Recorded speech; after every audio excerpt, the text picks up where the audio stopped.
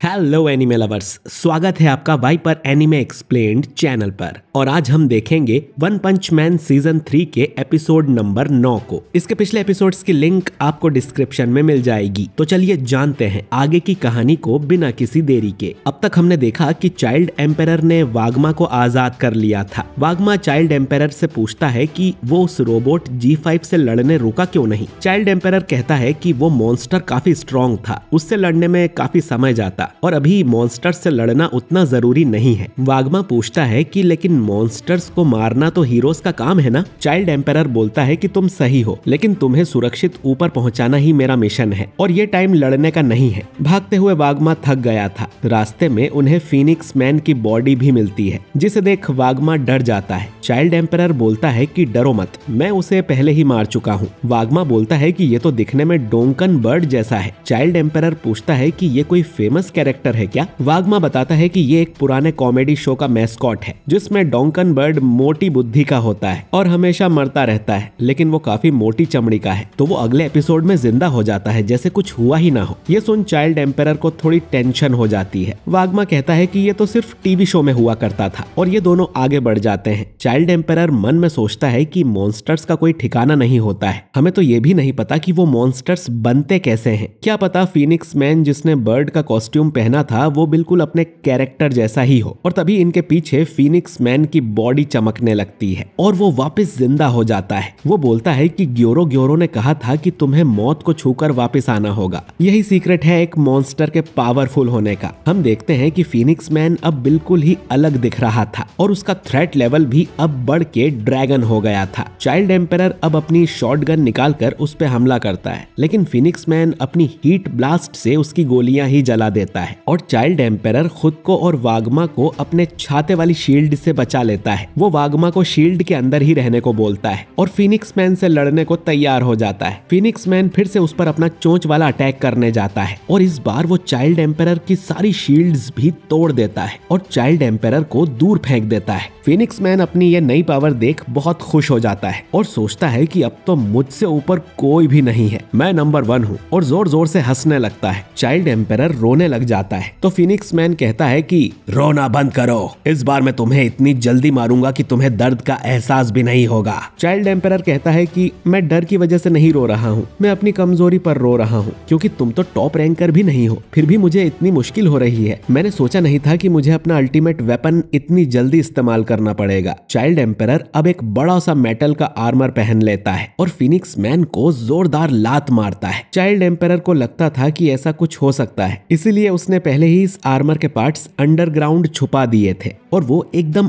Optimus prime लग रहा था। वागमा बोलता है कि तुम्हारे पास ये था तो तुम्हें सबसे पहले इसे ही इस्तेमाल करना था ना। फिनिक्स मन में कहता है कि बच्चे की बात में दम है, वागमा को आजाद कराते ही तुम्हें इसे पहन लेना चाहिए था और यहाँ से भाग जाना चाहिए था, लेकिन तुमने ऐसा नहीं किया, मतलब इस आर्मर की जरूर कोई बड़ी कमजोरी होगी। चाइल्ड एम्पेरर मन में सोचता है कि ज्यादा टाइम नहीं है, उसे एक बार में ये खत्म करना होगा। फिनिक्स मैन उड़कर यहाँ से जाने लगता है तो चाइल्ड एम्पेरर उसके पीछे पड़ जाता है और मिसाइल से उस पे हमला करता है, लेकिन फिनिक्स बच जाता है। उसके बाकी अटैक्स का भी फिनिक्स पर असर नहीं हो रहा था। फिनिक्स मैन अब उस आर्मर पे अटैक करने लगता है। चाइल्ड एम्पेरर अपने छोटे छोटे ड्रोन्स बाहर निकालता है तो फिनिक्स उनके अटैक को एब्जॉर्ब कर उन्हें ही जला देता है। चाइल्ड एम्पेरर अब उस पे ब्लेड से हमला करता है और मन में सोचता है कि मुझे इसे जल्द ही हराना होगा, क्योंकि 3 मिनट में सूट की पावर खत्म हो जाती है और फिनिक्स भी समझ जाता है कि यह आर्मर ज्यादा देर तक काम नहीं कर सकता। फिनिक्स अब वागमा की शील्ड पर अटैक करने लगता है, जिससे वो टूटने लगती है। चाइल्ड एम्पेरर उसे उठा लेता है और फिनिक्स पर फायर करने लगता है। फिनिक्स मन में सोचता है कि मैं छुपकर ही इस पे मिसाइल से अटैक करता रहूंगा और जब उसके सूट की पावर खत्म हो जाएगी तब इसे मार दूंगा, लेकिन तभी चाइल्ड एम्पेरर उसके पास आ जाता है और उस पर इलेक्ट्रोमैग्नेटिक शील्ड से अटैक कर देता है, जो कि 100 गुना ज्यादा मजबूत थी। वो फिनिक्स को एक जोरदार मुक्का मारता है, लेकिन फिनिक्स उसे पकड़ लेता है और उसे जलाने लगता है। चाइल्ड एम्पेरर अब सूट की पूरी पावर इस एक पंच में डाल देता है। वो उसे अपने साथ उड़ाते हुए बहुत दूर ले जाने लगता है और सोचता है कि वो इसे किसी दूसरे हीरो के पास ले जाएगा और फिर दोनों मिलकर फीनिक्स को हमेशा के लिए खत्म कर देंगे। वो फीनिक्स को लेकर उसी झरने वाले कमरे में जाता है। उसे लगता था कि यहाँ पर फ्लैशी फ्लैश है, पर फ्लैश तो यहाँ था ही नहीं। वो कहीं और रास्ता भटक रहा था। यहाँ पर सिर्फ उसका ट्रांसमीटर पड़ा हुआ था। चाइल्ड एम्पायर को लगता है कि कहीं फ्लैशी फ्लैश मर तो नहीं गया। वो देखता है कि फीनिक्स मैन वापस से जिंदा हो गया था और इस बार वो और भी ज्यादा पावरफुल बन गया था। वागमा चाइल्ड एम्पायर से कहता है कि हमें यहाँ से भाग लेना चाहिए, पर चाइल्ड एम्पायर कहता है कि हमें इसे यहीं खत्म करना होगा। फीनिक्स मन में बोलता है कि टीवी शो कैंसिल होने के बाद भी वो डॉन्कन बर्ड का कॉस्ट्यूम उतार नहीं पा रहा था। हर दिन वो अपनी इंसानियत खोता गया। वो कॉस्ट्यूम उसके शरीर का हिस्सा बन गई। उसे और उसकी कॉस्ट्यूम को बहुत बार मारा गया, लेकिन अब वो सबसे पावरफुल है। फीनिक्स मैन पर चाइल्ड एम्पायर के अटैक का कोई असर नहीं होता और वो उसके सूट का हाथ तोड़कर वागमा को वापस ले लेता है और बोलता है कि मैं इसे वापस ले जा रहा हूँ। वो चाइल्ड एम्पायर से कहता है कि तुम हार चुके हो। तुम अपनी तारीफ सुनने के लिए हीरो बने होंगे, पर अब हार मान लो। मैं तुम्हारे लेवल से कहीं ज्यादा ऊपर हूँ। चाइल्ड एम्पायर कहता है कि मैं कोई दिखावे का हीरो नहीं हूँ। फीनिक्स मैन बोलता है कि मुझे लगा था तुम हार मान लोगे, क्योंकि अब तुम्हारे पास कोई रास्ता नहीं है। चाइल्ड एम्पायर कहता है कि मैं उस लड़ाई में टाइम वेस्ट करता ही नहीं जिसे मैं जीत ना सकूं। वो मन में सोचता है कि इसकी पावर, स्पीड और आर्मर काफी अच्छे हैं। इसे ये भी पता है कि मेरे सूट की लिमिट खत्म होने वाली है, लेकिन मेरे पास अब भी मौका है। फीनिक्स मैन अब चाइल्ड एम्पायर को शुक्रिया करता है उसे इतना पावरफुल बनाने के लिए। वो अब अपनी एक नई पावर का इस्तेमाल करता है। असल में इनके नीचे कई सारे मॉन्स्टर्स की लाशें पड़ी हुई थी। फीनिक्स मैन उन लाशों को जिंदा कर देता है, जो कि ज़ॉम्बीज की तरह चाइल्ड एम्पायर के सूट पर अटैक करने लगते हैं। फीनिक्स मैन कहता है कि अब मैं इमॉर्टल फीनिक्स बन चुका हूँ।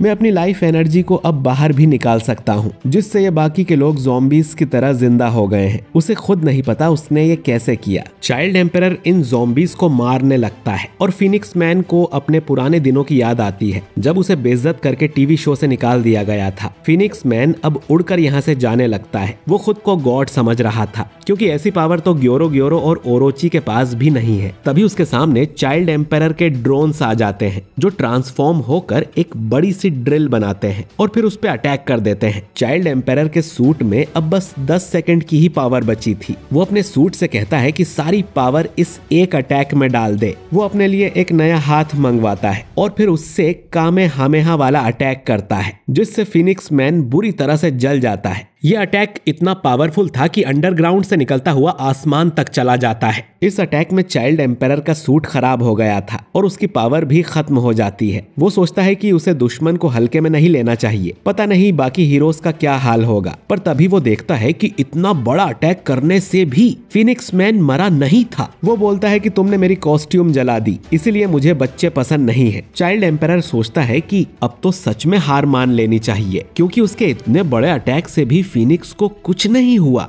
फीनिक्स बोलता है कि तुमने मेटल नाइट को देखा है ना, मॉन्स्टर एसोसिएशन की टेक टीम अब तुम्हारे भी सारे हथियारों को निकाल लेगी, तो अब तुम सीधे तरीके से मेरे पास आ जाओ तो मैं तुम्हें आसान मौत दूंगा। चाइल्ड एम्पायर उसे मना कर देता है, क्योंकि उसका बैकअप बस आने ही वाला है। फीनिक्स अब उस पे अपनी चोंच से अटैक करने जाता है और उसके सूट के टुकड़े टुकड़े कर देता है, जिससे चाइल्ड एम्पायर अपने सूट से बाहर आके गिरता है। फीनिक्स मैन बोलता है कि तुम्हें क्या लगा तुम रोबोट के अंदर छुप कर बच जाओगे, अब बारी है तुम्हें सजा देने की। और तभी वो जोर जोर से हंसने लगता है। वागमा पूछता है कि इसे क्या हुआ। चाइल्ड एम्पायर कहता है कि ये मेरा गुदगुदी वाला रोबोट है। जब वो अपनी चोंच मारने आया था तब मैंने ये उसकी कॉस्ट्यूम में डाल दिया था। ये उसे तब तक गुदगुदी करता रहेगा जब तक वो मर न जाए। डॉन्कन बर्ड भले ही मोटी बुद्धि का है, लेकिन अंदर से काफी सेंसिटिव है। फीनिक्स मैन अब गुस्से में अपनी कॉस्ट्यूम ही फाड़ देता है और यही चाइल्ड एम्पायर का प्लान था। बाकी कॉस्ट्यूम अब चाइल्ड एम्पायर खुद अपने हाथों से फाड़ने लगता है। खैर, हम देखते हैं कि फीनिक्स मैन ने गलती से फ्लेम और विंड को भी जिंदा कर दिया था।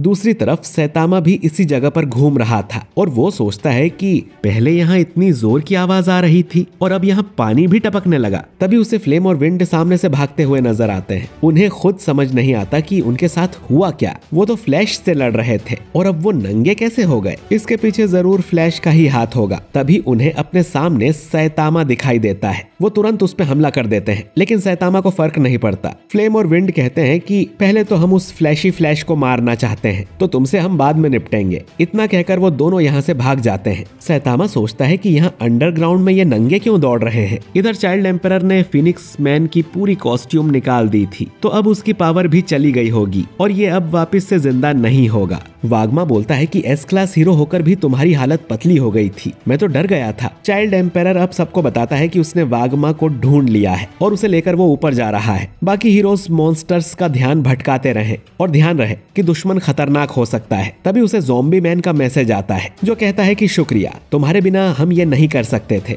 तो सबकी तरफ से वो चाइल्ड एम्परर को थैंक यू बोलता है। चाइल्ड एम्परर अब वागमा से बोलता है कि मैं तुमसे पूछना भूल गया, मॉन्स्टर्स ने सिर्फ तुम्हें ही किडनैप किया था ना? वागमा उसे टेरियो के बारे में कुछ नहीं बताता। चाइल्ड एम्परर बोलता है कि ठीक है, फिर यहाँ से बाहर निकलते हैं और ये एपिसोड यहीं पर एंड हो जाता है। तो दोस्तों, आपको ये एपिसोड कैसा लगा कमेंट करके जरूर बताइए, और वीडियो अच्छा लगा हो तो इसे लाइक और शेयर कीजिए। और अगर आप हमारे चैनल वाइपर एनीमे एक्सप्लेन्ड पर नए हैं तो हमारे चैनल को सब्सक्राइब करके बेल आइकन जरूर दबाइए। मैं मिलता हूँ आपसे बहुत ही जल्द अगले वीडियो के साथ। शुक्रिया।